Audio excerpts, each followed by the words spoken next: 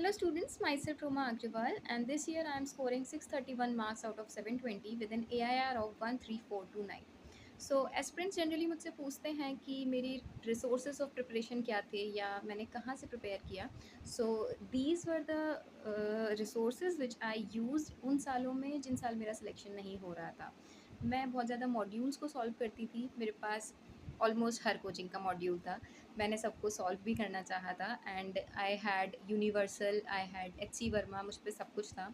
और जब मेरा सिलेक्शन नहीं हो रहा था हर साल, तो मैंने सोचा कि मेरी गलती कहाँ हो रही है. So when I gave mock test, मैं यहाँ पे जब न्यू लाइट में टेस्ट देती थी तो मैंने ये ऑब्ज़र्व किया कि मैं एनसीईआरटीज़ को बहुत ज़्यादा स्किप कर रही हूँ. एंड सिंह सर ने भी बहुत ज़्यादा गाइड किया कि हमको एनसीईआरटी से डेविएट नहीं होना है, चाहे कुछ भी हो जाए पेपर एनसीईआरटी से ही आएगा.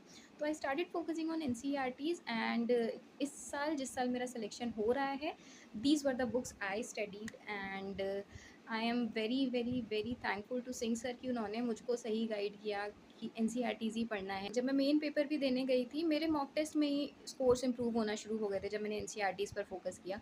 और जब लास्ट मंथ आने लगा था, तो लास्ट मंथ में मैंने एनसीईआरटीज़ के अलावा कुछ भी नहीं छुआ, सिर्फ मैंने एनसीईआरटीज़ को रिवाइज़ किया, न्यू लाइट के मॉक टेस्ट को रिवाइज़ किया, क्योंकि न्यू लाइट के मॉक टेस्ट में भी एनसीईआरटी से ही क्वेश्चंस फ्रेम होते थे.